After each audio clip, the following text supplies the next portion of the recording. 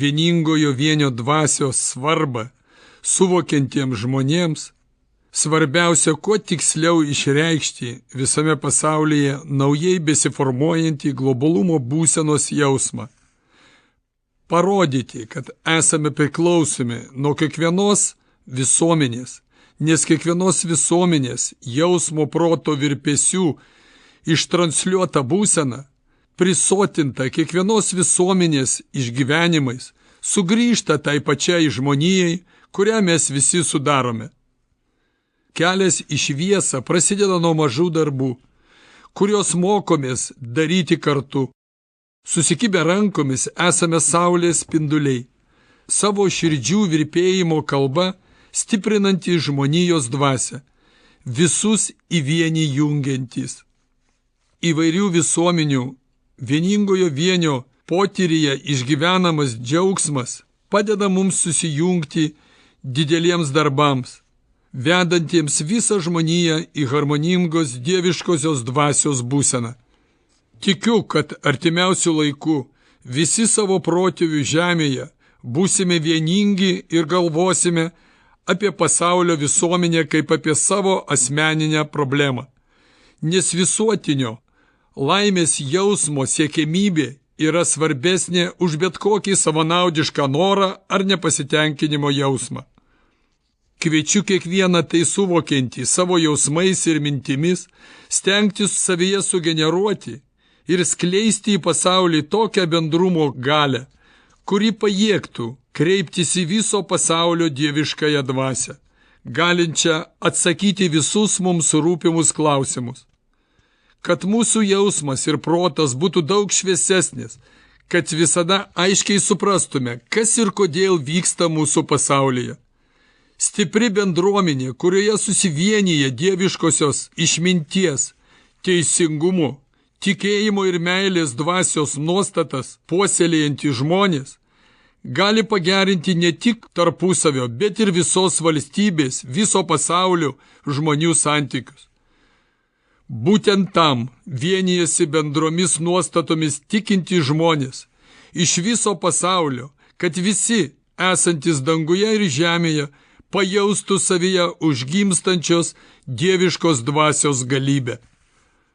Malda tai mūsų visų išpažįstamų nuostatų planas, globalios intencijos raktas, atskleidžiantis paslaptį, ko visi siekiame.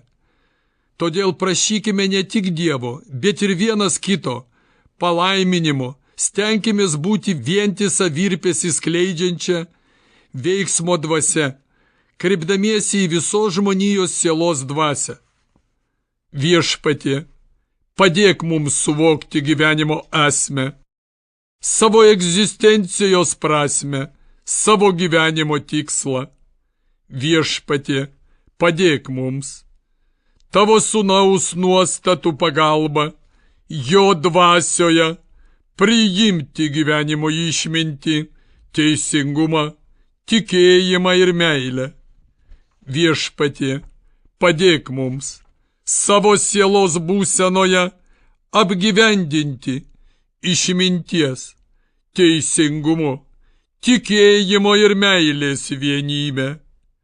Viešpatie, padėk mums kiekvieną sielą per tavo malonę sutiktą gyvenimo kelyje priimti išmintingai, teisingai, tikint ir mylint.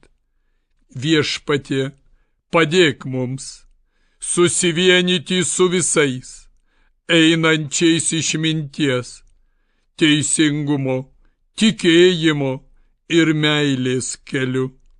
Viešpatie, padėk mums, būnant vieningajame vienyje, susijungti su dieviškos išminties, teisingumo, tikėjimo ir meilės dvasia.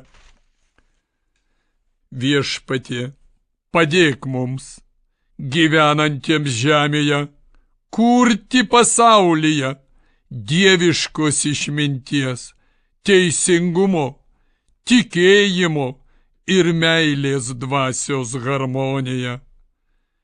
Viešpatie, palaimyk mus šiame kelyje.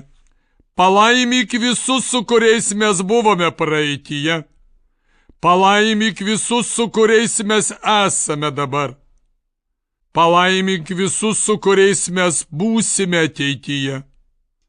Padėk mums, dangaus ir žemės sieloms, būti dieviškos išminties, teisingumo, tikėjimo ir meilės dvasios, vieninga gyvybės galia.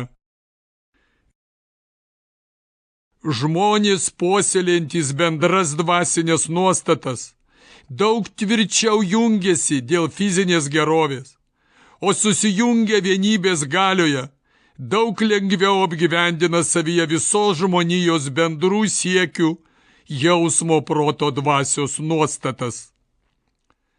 Pripažinus vieningo jausmo, proto, dvasios vystymą nacionaliniu prioritetu, bendrai veiklai gali susijungti visų sričių specialistai, kurie kartu su šalies gyventojais išspręs daugelį problemų. Tik veikdami kartu, vieningo vienio dvasioje, su požiūrį pakeitusiais politikais savo šalyje, išugdysime nacionalinę vertybinių nuostatų dvasią, kurdami įvairias bendras programas, skatinančias visuomenės narius jungtis ir keistis, keistis ir jungtis. Ženk į priekį, kareivėli, dėl tėvynės mylimos, skleisk pasauliui vien tik gėrį, šlovink vardą Lietuvos. Lietuvos